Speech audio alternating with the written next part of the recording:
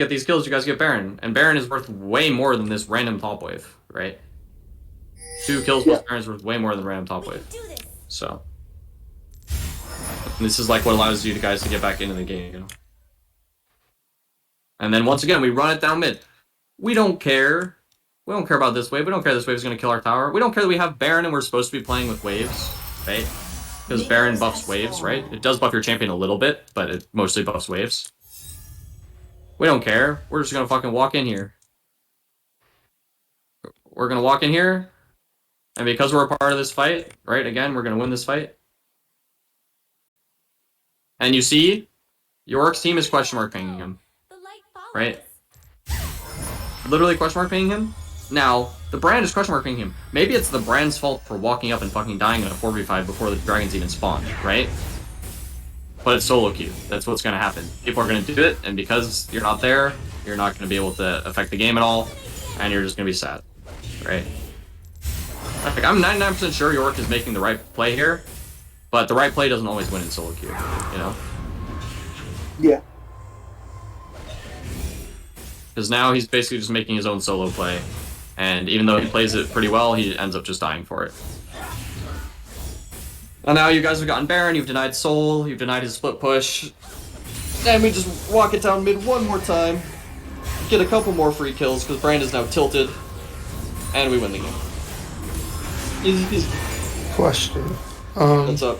On champs other than Cat, would you advocate like this high variance playstyle or whatever, or just like, because like a lot of coaches advocate to at least like learn the correct play and then like maybe deviate off of that if you notice that your team is just playing like fucking psychos, just running it mid, and then deciding like when it's to know like a good angle to actually just join up with them. So, I will say, it's a really fine line. I actually don't know which one's better at the moment, because obviously making the right play in the long term will help you improve. Because you'll get used to making the correct play, you'll make it a habit, right? But like I said, the correct play in solo queue isn't always the same as the correct quote-unquote play, right? And so, like, for me, for the entirety of my solo queue career, which is, like, let me get rank 2 and, like, be challenger for the last 5 seasons, I have always defaulted to running through mid, right? I've always defaulted running through mid. You can do half measures, by the way. If there's a wave that's, like, coming towards you but isn't, like, imminently gonna crash, you can, like, walk here, right? And then you can be ready to go catch the wave if nothing does happen mid. And sometimes in pro play, even actually the correct play is working through mid, but like it's just tough because the other coaches will tell you, right, like this wave that was here, for example, or like this wave that was here, for example, like the correct play is to go catch those waves. All right, it's just the correct play. Because, right, like, for example, the only reason why Yorick was even able to split push at all was because he had a wave here, right? Whereas if we had caught this wave and we had pushed it out, Yorick's wave would have been up here, and he wouldn't have been even close to being able to split push, right? Like, it was actually kind of scary, because he was here when there was 15 seconds left on Dragon Spawn timer, and, like, he could have ended the game off that, right? If his team had stalled properly and stuff around Dragon. So, like, it is technically the correct play. I mean, we just saw a game where our Katarina player was like super far behind, was crying the entire early game, had an impossible matchup, and then he literally just won the game by running it down mid, right? So even though he's making the wrong play, it won him the game, right? And so and that's why I'm asking, like, is this a Cat thing? Like, because other champs can't snowball and like pop off in fights the same way. Yeah, other champs aren't as reset champs, but there are other reset champs, right? Like, Vex recently introduced a reset champ, Akshan is a reset champ, right? For some reason, Right's been releasing a lot of resets recently. But you also don't even have to be that. Your champion can also just be good at fighting mid, right? For example, and there's a lot of mid laners who are really good at fighting mid, right? For example, pretty much every single control mage really likes ARAMing, right? Right, if you're Syndra or Orianna or Zoe, you don't really want to be in a side lane. You want to be A-ramming and fighting people, right? So it's already like kind of what you want to be doing, and so you can kind of be happy with it. Similarly with like assassins, right? Like not just Katarina, but like Akali, Talon, Zed, whatever. They do like split pushing, right? Because they like their 1v1. But also, if they're mid, they can like, if you're mid early, you can like try to find flanks and stuff. So like every champion has options when you walk it down mid. And yeah, I mean, it is really good on Katarina, for example, and there's some champions that it feels like pretty bad on. Like actually Zed in particular, like Zed really wants to split push. He doesn't really want to go join fights if he could avoid it. Or a champion like Tryndamere, if you're playing like Tryndamere mid, you never really want to go to fights. So there are some champions that it is straight bad on that I would probably try to avoid it. But even those champions, just because of the nature of solo queue being only about this lane past 15 minutes, like, yeah, I mean, running mid is never bad, with maybe a couple exceptions. Like the only one off the top of my head is Tryndamere, where I'd be like, my champion sucks so bad at team fighting and is so good at split pushing that I'm gonna go split push. And even then, I'm pretty sure that's why I have a negative win rate on Tryndamere, I think. Yeah. Because this champion just can't affect, like, it can't affect the mid game. Is split pushing just in a bad state at the moment? Yeah. Well, so split pushing has always been pretty bad in solo queue.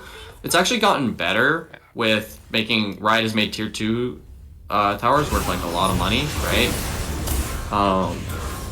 But in general, split pushing is, number one, it's really hard, right? Like I just talked about, there's all this communication that has to happen between you and your team when you're split pushing, right? And it's just not possible in League, and it's not possible in most elos, and like even in Challenger, people fuck this up, right? Like that's how hard it is, and like that's how obscure it is.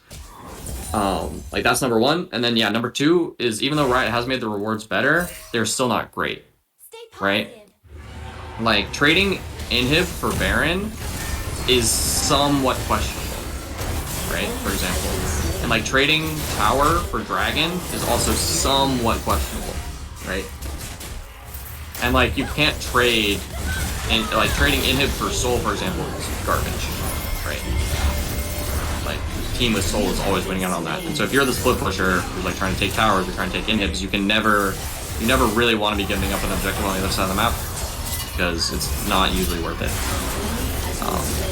The one main difference is like early game, but early game is not like true split pushing, right? But early game, going for towers is usually better than like dragons, because one dragon doesn't give it as much gold as like a full tower. But like a third dragon or a fourth dragon, right, is obviously more valuable than like I would almost give up 2 inhibitors for Soul. That's probably too much, but like the fact I'm even considering it, you know, that just tells you how weak taking structures is mid-late game compared to taking objectives. And after what time would you consider early game? So early game, I'm talking about like first Herald spawn. So right, like you'll see a lot of teams trade this tower for Dragon, right? Yeah. Or this tower for Dragon. And usually it's considered worth it for the team that takes the tower. Usually. Especially if they take 2 towers, right? Then it's like, oh, 100% win. But like if you trade a Herald plus tower for like Dragon plus tower, I mean like this sort of stuff can happen, and like obviously this isn't worth it, but yeah. Generally, like early game it's pretty good because gold is what matters, and like if you get like a 3k lead, right, and your opponents are only up 1 dragon, then you're gonna be able to fight like every consecutive dragon, right? And you're gonna be ahead, and you're more likely to get these. So that's why giving 1 dragon away early doesn't matter so much, but mid game it really sucks. I hope that answered everything. Yeah, definitely. Any other questions? Any questions from Tristan, if you're still here, about that game? No, not necessarily. I guess one of the main things that you can definitely take away from that game is like, if you hadn't killed yourself twice early, you wouldn't have felt as desperate, and your plays probably would have turned out a little bit better, right? Yeah. So don't be afraid, right? Your champ, you understand. You're laughing about how dog shit your champion is. You understand it, right? take more of the bases like you did here, right? Yeah, okay. Right, just take a base, because taking that base was actually, it was already pretty doomed, so you had to give up your full tower, but right, like in an average situation, that would have been basing, you would have given up one wave, right? Yeah. And it's way better to give up one wave than to like die and give up a wave. Because you're Yeah. grading for something, or like to like go try to make a 50-50 play and lose a wave for it as well, right? All this stuff, whatever. Because you can, because at least you can be back out on map and you can actually play the game. So. All right. Does anyone actually let me? I have a question. Yeah. What's the question? Kind of in general. You said that like you're an advocate of staying mid, but when the AD carry like takes bottom turret and wants to rotate mid, and you're like a control mage, where do you go? Do you just split farm? Do you cover the bot turret? Like, how do you communicate with your AD carry to kind of efficiently split farm? I'm really glad you brought this up, because this to me is like the essence of like my solo queue philosophy, right? Isn't there like a magnet analogy you can use in mid lane? That's right, I've heard one for like side Maybe. laning. I've never heard of it. What? Shoot at me. It's like the magnets pulling you mid lane. You can only stay in the side lane so long before you want to be back mid lane. Like where you're comfortable, you're not being pulled, right? And that's. I think that's not I'm bad. not sure about the exact analogy. I know there was one. It was really good, but Yeah, it's something like that. For remember. me, like magnet, right? Actually, I kind of do like I like magnet, although it's not like it's like a physical magnet. It's like a force, right? Like there's thoughts in my head the entire time I'm in the side lane. Typically in solo queue, not always, but a lot of times when I'm in a side lane, there's thoughts in my head that are like, I want to go mid. I want to be mid. I want to do whatever I can to be mid. And so, for example, here we're talking about like, right, let's say bot tower is fucking down, right? Bot tower is fucking dead, right? And our AD carry support swap mid. Like this is completely normal, like this is usually good. Usually you want your AD carry support to swap mid. You go side lane, right? For example, for me, I want to delete this wave and then go walk mid, right? I want to delete this wave and I want to go walk mid. Or even, sometimes, if it's like late enough in the game, like if Baron is up, for example, I'll ignore this lane completely. I won't even care what's going on. I will walk mid. I will go sit here. I will look for plays on mid lane. I will look to play an enemy jungle. I won't even care. This lane doesn't even exist in my eyes, right? Because every time I go down here, there's the risk that like some fucking shit happens here, and I won't be involved, and then my team's gonna lose the game off it, right? Now this has actually been like pro coaches have told me like this is a bad habit and stuff, but I mean this is a habit that's gotten me to be one of the highest ranked solo queue players in NA for the last 5 years, right? So, you know, you can take it however you want, but So basically, I do basically, I kind of like that analogy of like, I feel like I want to go mid, and unless there's a really good reason for me to be here, I don't want to be here, right?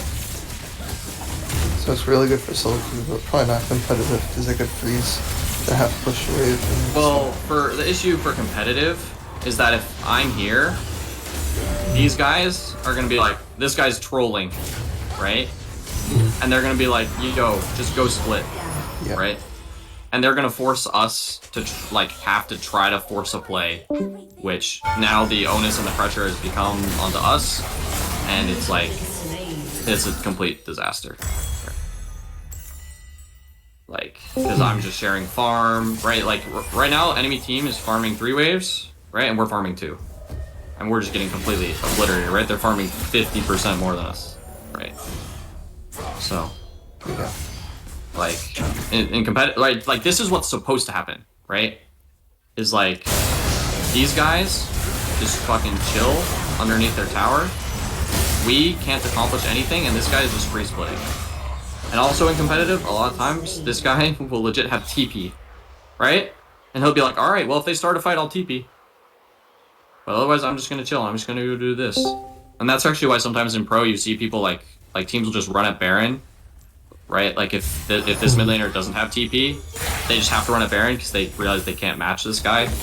So then they try to force him to TP all the way up, and there's like kind of a dance where he doesn't want the TP because he wants to keep pushing, but this team is gonna like take Baron if he doesn't TP. So it's like a whole dance. But this doesn't happen in solo queue, right? We witnessed it in our last game just now. So True. that's why as a mid laner, I always want to walk it down mid. Right. I mean, what are my CS numbers even? Let me see on my top champs. Right, like LeBlanc, I'm below 6 CS a minute, right? Silas, I'm below 6 CS a minute. Zoe, I'm 6 CS a minute, right? Now, a side lane champion like Yone, where I do go side lane more and I do try to farm more, I actually do have like really like pretty good CS number, right?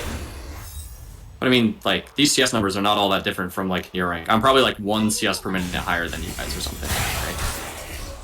Like I think Tristan said he's like normally around 5 CS per minute, right? On these kind of like assassin roamy type champs.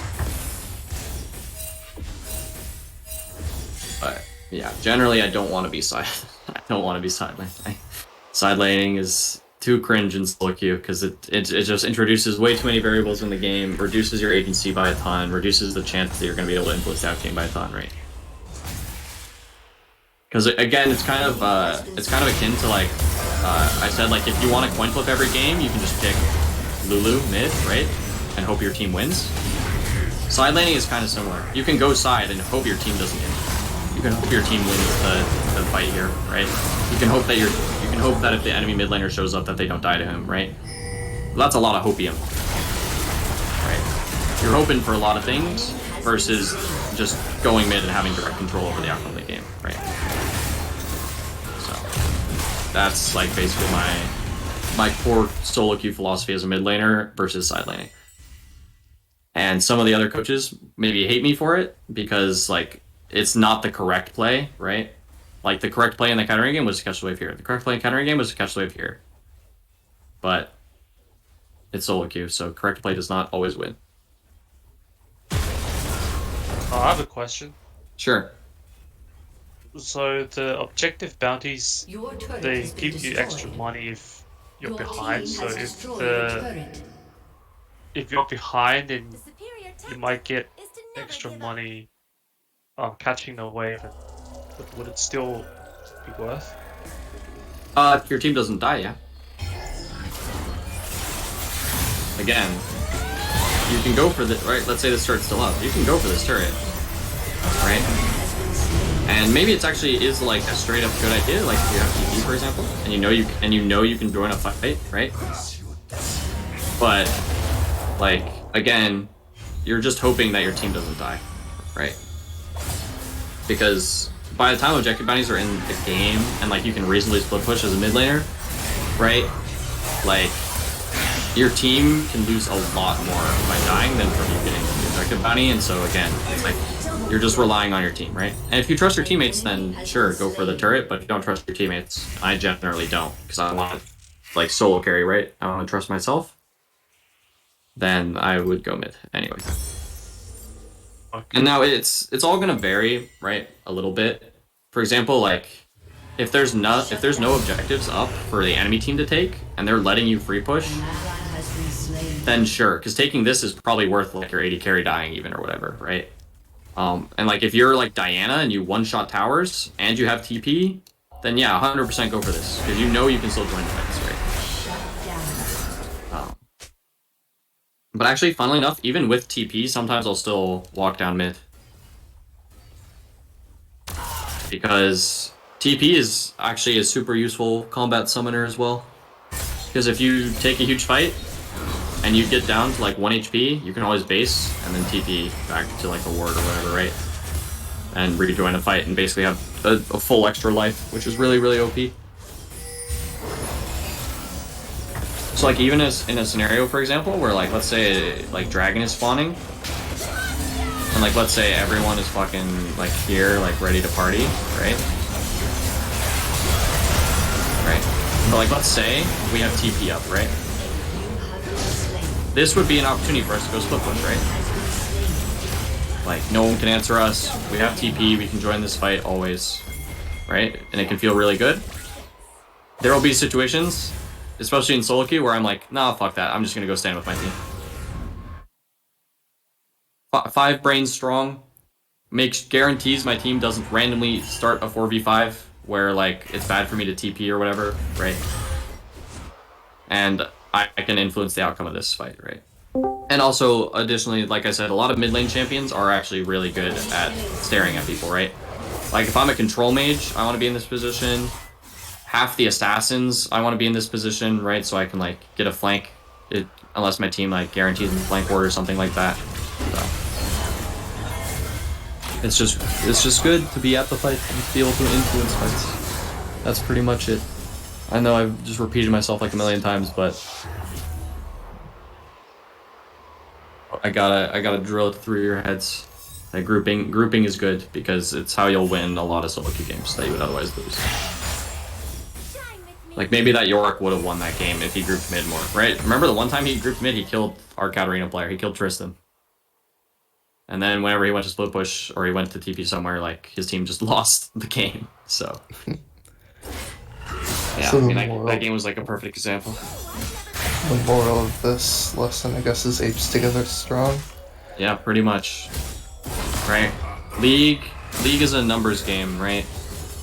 The game is designed so that way it's really hard to win 1v2, it's really hard to win 2v3, it's really hard to win 3v4, it's really hard to win 4v5, right? Like, an AFK, like, loses you the game, right? And so, if you are always on this side, or you're always forcing your team to be on this side, the game's gonna be really hard to play, right? That's the other part of split pushing too, actually. I can quickly mention this, is you have to be applying adequate pressure, right? Like, for example, in the last game, if the Yorick was, like, here when Dragon was spawning, right? Like, he's not going to apply enough pressure fast enough for it to mean anything, right? Like, this dragon fight's gonna happen, and then someone's gonna be able to base and, like, go match him, yeah? Yeah. So, that's, like, a whole nother added layer. Is like, you have to be able to apply enough pressure, and, like, that can be, like, really questionable at times. Because if you aren't applying enough pressure, your team is literally playing like this, right? Because it can be good if you are applying enough pressure, then you're basically like a 5th man here, right? And like they have to go send someone to respond and like it create a 4v4 or whatever, but it's not always the case. So, all right. Is there anyone who hasn't had a VOD reviewed yet this week that wants to get a VOD reviewed? I had one yet. Okay, you got one to link me? Yeah, can you do the RFL farm? Yes. I'm pretty sure I fixed it. So. Yeah, I got one in the VOD. Okay, cool. Let me get this.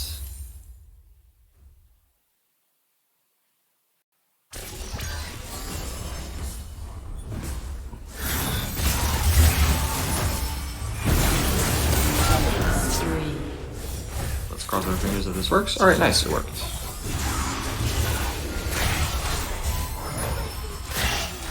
Okay, let me get this. It did work, by the way. Let me share my screen. Alright, who are you in this game? I'm the Akali. You're the Akali. Alright. Akali bought you Akali one trick? Actually, I've played more Zed, but I've been one-tricking Akali for this bootcamp. For this bootcamp. Alright, cool. Alright, let's do our thoughts and things. What do you think about this matchup? I don't think it's too horrible for me. Just first town, or like the whole team versus team? We can start with first town. If you want to talk about the whole team, we can, but we can just start with mid lane matchup. I don't think it's too horrible for me. I think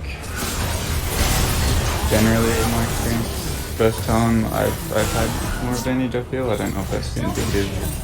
Cat actually should be just the elo and playing it. That's actually a good point, by the way.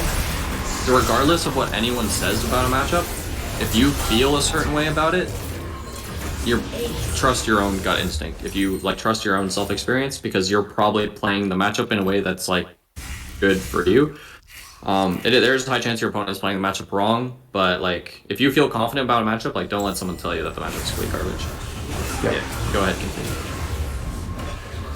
I think I'm able to get like good trades off without taking much damage just due to Kali's kit in general. And as long as I play it right and a bit safer at the start, it doesn't end up being too bad. Yeah, I mean, you are a caller. Yeah. The Riot has made it so you're another champion who doesn't get to exist early. Actually, one thing for a lot of you guys is these champions that struggle to have agency early are generally bad in solo queue. Right, like Katarina is like kind of an exception because she gets to like just get a million kills mid game.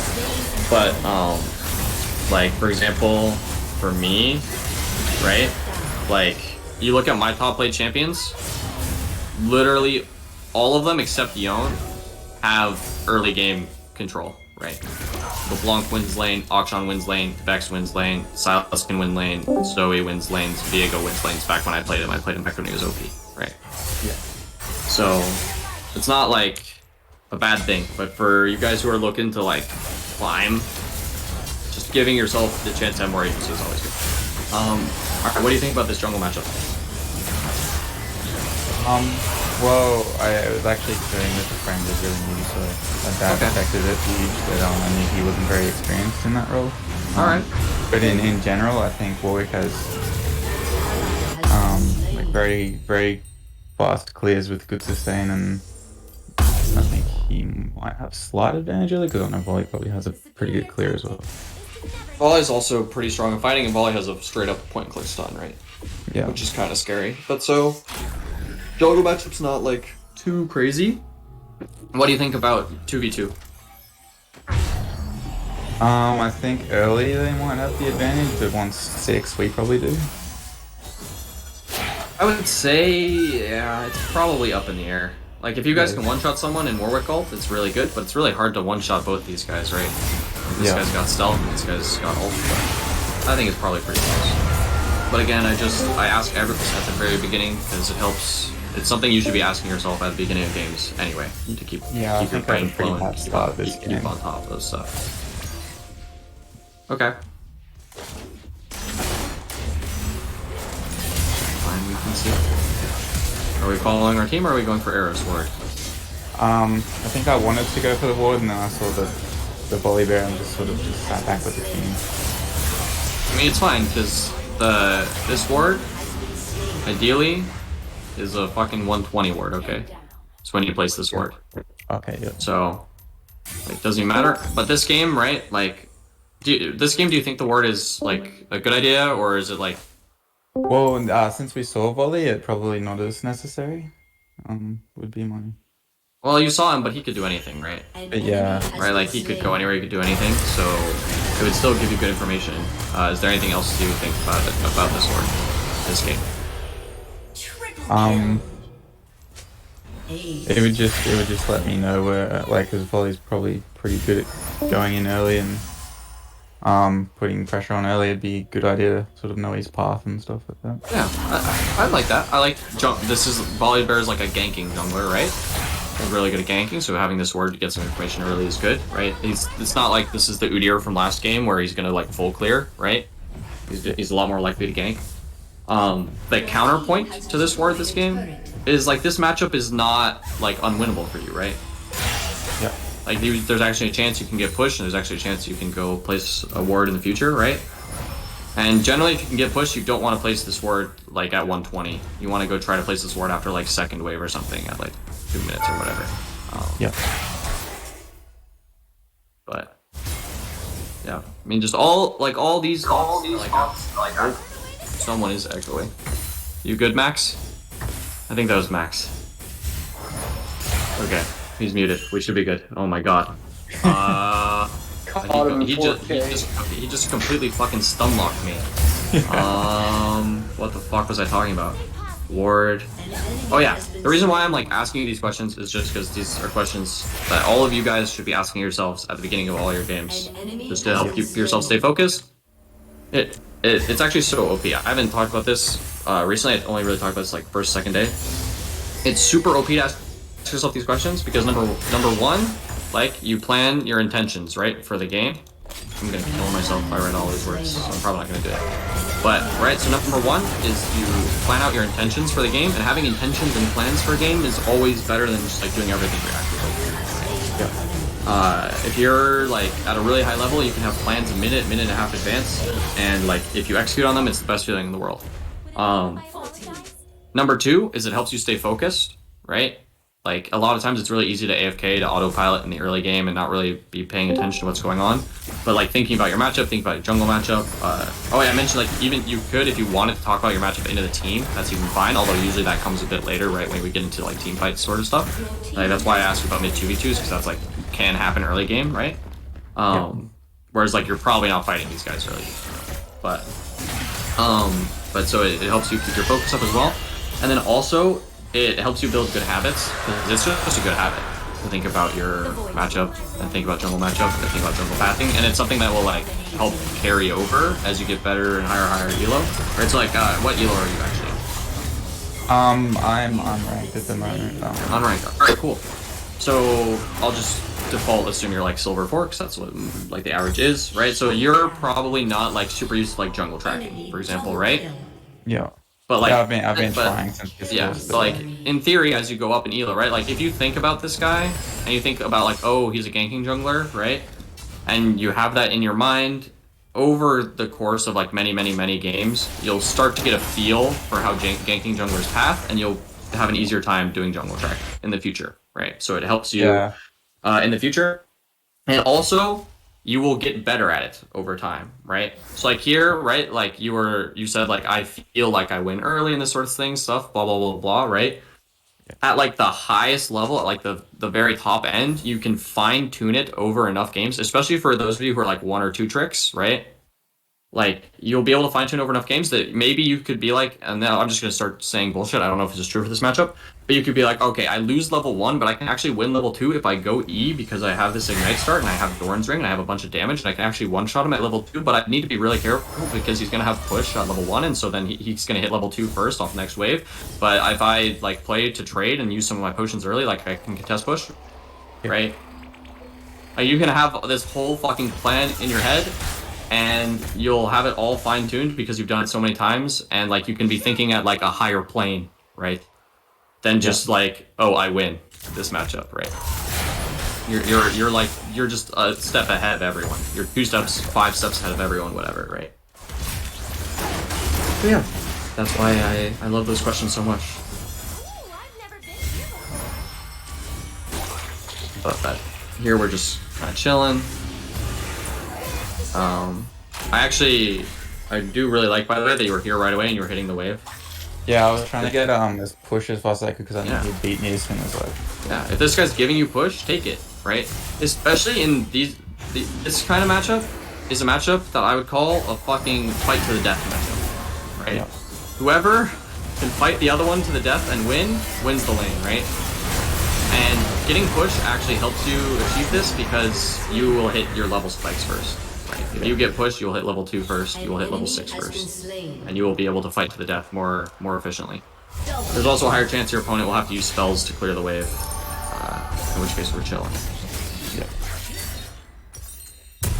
But unfortunately, his champ is kind of OP, so he kind of gets pushed.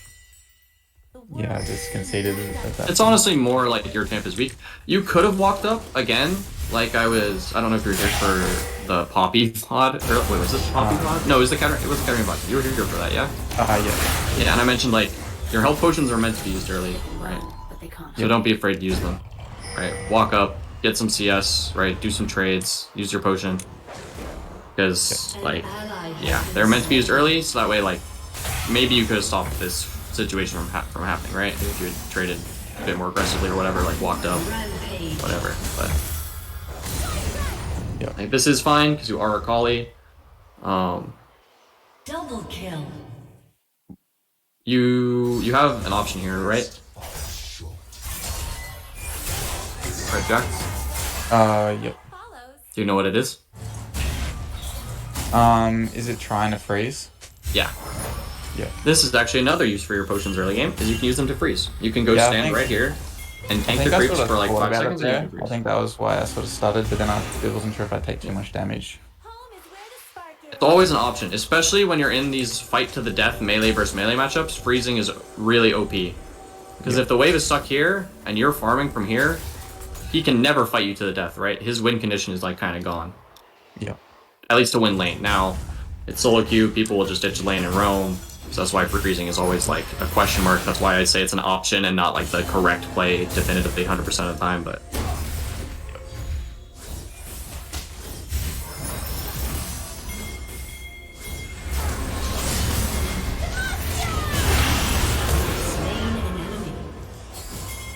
I've talked about this before, so I was debating whether I was going to mention it again, but one thing that will happen if when they crash 2 waves like this, right? Like he crashed on second wave, and wave is third wave, yeah. Is it'll start pushing back out, and because you hit level 3 on this wave, you can actually hit level 3 first. So here you actually end up hitting level 3 first. And maybe you can use this to trade, although he hit level 3 right after you. So you would have had to play for it like really hard. Yeah, I think that's just down to me not paying enough attention to it when I'm about to, because I did actually surprised by that 3. It's one thing to definitely pay attention to, because I'll tell you, I don't play in like low elo very often, but when I do, I almost always win off of level 2 spike, levels 3 spike, and level 6 spike. And people not knowing and not respecting that I'm about to hit them. And they're really good to get in the habit of thinking about, because, I mean, it's a really core fundamental part of mid lane and will always serve you well. And if you get in the habit of being like, okay, I'm gonna hit level 2, okay, I'm gonna hit level 3, you'll see way more options, way more opportunities to do things. I like to just spam pinging fucking danger, because this is a fucking pound, so he's really high chance he's roaming. Yeah, he was trying to roam. Really, really good, you got your team to respect. And I really like that you were like doing your best to push this wave while he was roaming. Like, it's a good punish to his roam.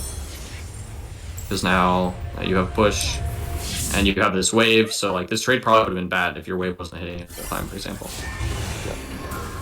Alright, nice. And you go out and you get a ward. Perfect, right? Like Eros was talking about earlier, this ward is kind of garbage. If you can even ward up here, it's good.